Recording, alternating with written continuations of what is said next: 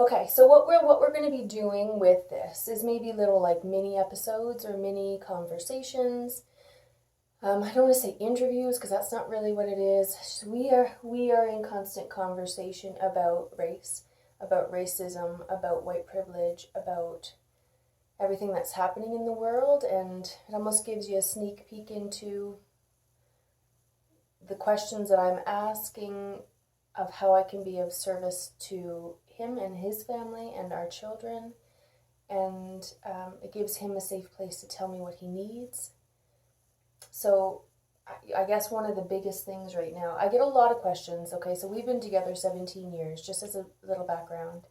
And so for 17 years, this has been a conversation in our house, in our home. And I realize that coming from the perspective of a white woman, I'm very new to this discussion. I'm very new to this cause. I'm very new to this fight. So I'm not coming from the place of perspective of a black person going through what they're going through right now, because I'm brand new. It's only been 17 years. I'm brand new.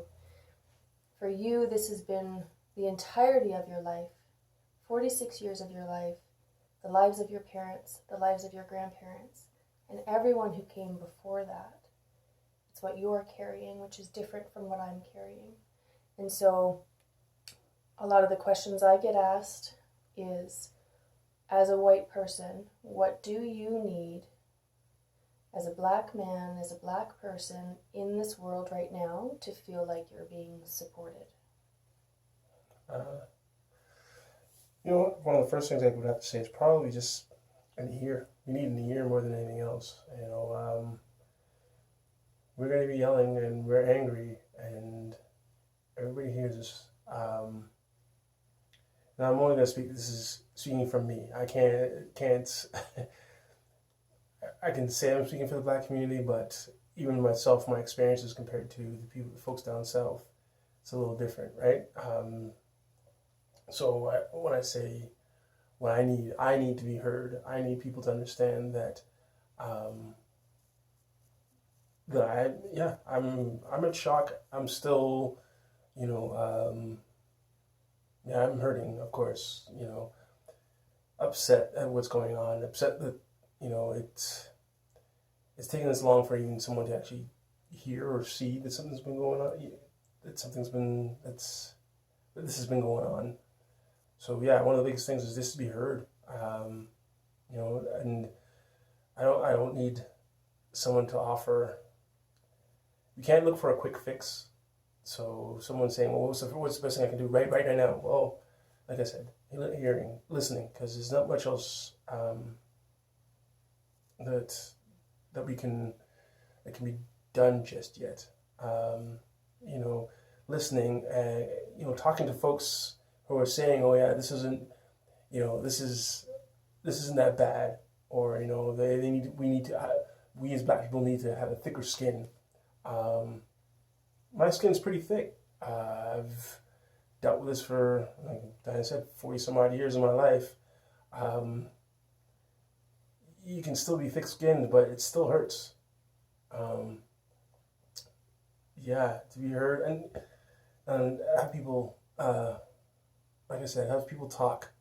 It's discussions with not only your kids and not only your family, but discussions with peers.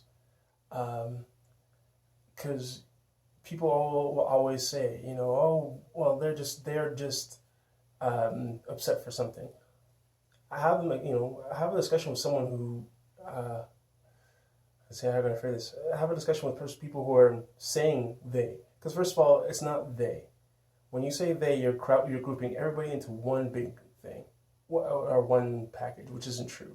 I don't represent people in the States. I don't represent people in the West Indies. I am representing Glenn. So to hear people say they and put me in that one category as all black people, it's not right. People saying, oh, it's not that bad. You know, it is. As much as people may not think it, it is.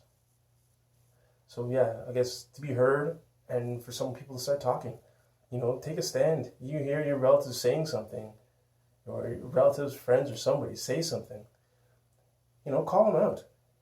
If we're truly supposed to be looking out for each other, and we're supposed to be truly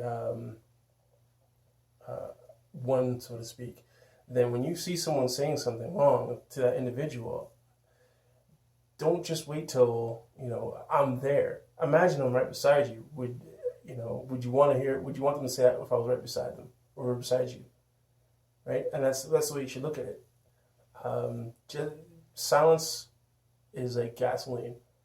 You don't say anything, it gives people more right to say it more. So, I guess that's it for now, I guess. Silence is compliance, right? Yeah. And I like that. And that was the whole concept, I think, behind Blackout Tuesday, or it was part of it, if I understand it correctly, was for the white community, be an ear and share platforms of people of color who are speaking out and who are saying something important, and just listen and be the ones that are just holding safe space for communities to grieve and to rage right now.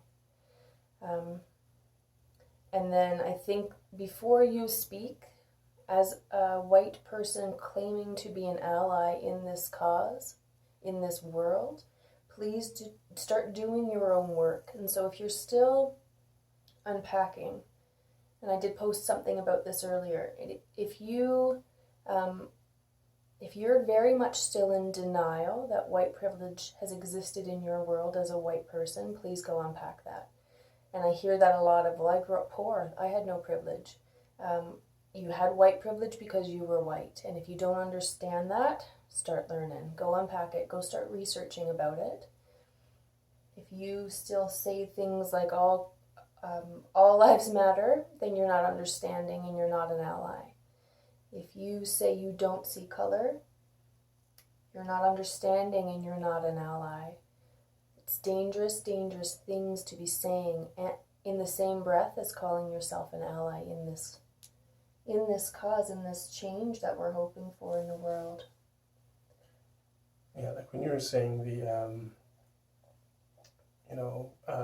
I grew up poor and everything else. Yes, you have, and it's a privilege. I can phrase it this way, for saying that how difference. When I worked downtown Calgary or downtown Toronto, I would go to work in a suit and tie, and people around me were sitting in a suit and tie. But I could sit down in the C train or the bus, and you could sit down in the C train or the bus in your suit and tie. Who's more likely? Well, I can't say that. Who's more? I'm more likely to have people get up and walk away and move from my seat to another seat. And you can say, oh, it's because they're, they're uncomfortable because there was two people in the seat. They will go from my seat to another seat with another person, just in the big huff and puff. The grabbing, the clutching of the purse, the moving away. Yes, I know I'm a big man and I can be look intimidating, but that's one of the things right there that you can see it's not the same. You can, as much as you can say that there's an equality there isn't. I just came back from the grocery store just now, and I still get stares, right? You wouldn't get a stare if you're going to the grocery store pushing to get your stuff. I'm loading my groceries in like everybody else, but there's always someone who's always looking at me as if I'm about to rob a store or something. In fact, there was a car right beside me locking their doors repeatedly. They left the car, locked it, looked back at me, and locked the door again. I'm just loading my groceries. They don't do that for anybody else. Well, I can't say they don't do that for everybody. It feels like it's not done for everybody else. Yeah. And that's just part of day to day. Like, that is an everyday thing that you've experienced, right? Because I've seen it happening to you. Do you find it less likely to happen when I'm with you? Like, or when the kids are with you? Like, is there a difference when you're on your own versus when you're softened by the whiteness that I have, or softened by the silliness of your children? Like, do you find that different energy coming at you? every day is a different day in that sense, because we've gone to restaurants and people, we've been made to wait for an hour and some. When we went to that one restaurant, made to wait an hour and some for all the tables around us to get served, even though we came in before them.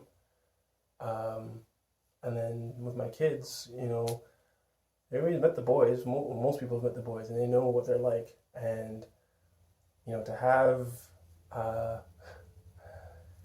them accused of stealing something, even though they weren't even anywhere near the area.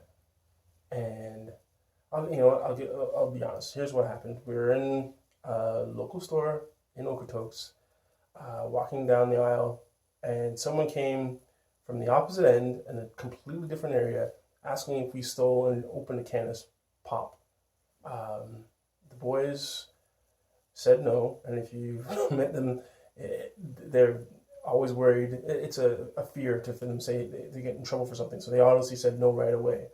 And they asked me first. I said no. They asked the boys. I said no. They said no. And this person walks away and mutters off and says, "I know they did it. I just can't prove it." There are other families in the grocery store or in that aisle, but we're the ones that are getting picked on. So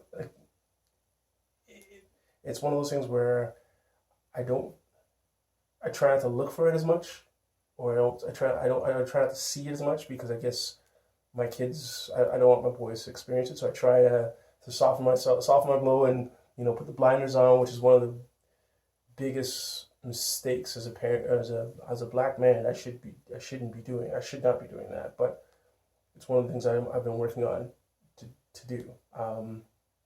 Sorry, I didn't mean to go off on a tangent. No, but I love the way you said that, though, because the fact that you have to walk through life with blinders on just to dampen out the hate that's being thrown your way means you're walking through the world putting more energy just into existing.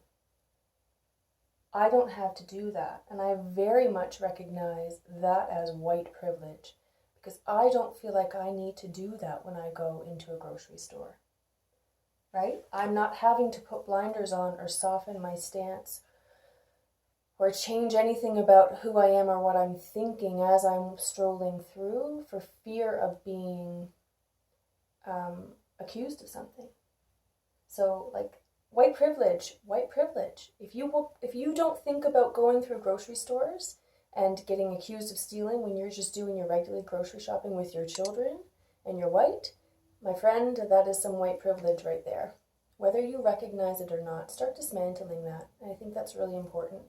If you're going to be somebody who's speaking out and trying to be an ally and trying to change things in this world, you need to start with yourself. You need to start in your home. You need to start with your children. And then go have those tough conversations with the people around you who are still carrying ugliness, ignorant views, and challenge them on it.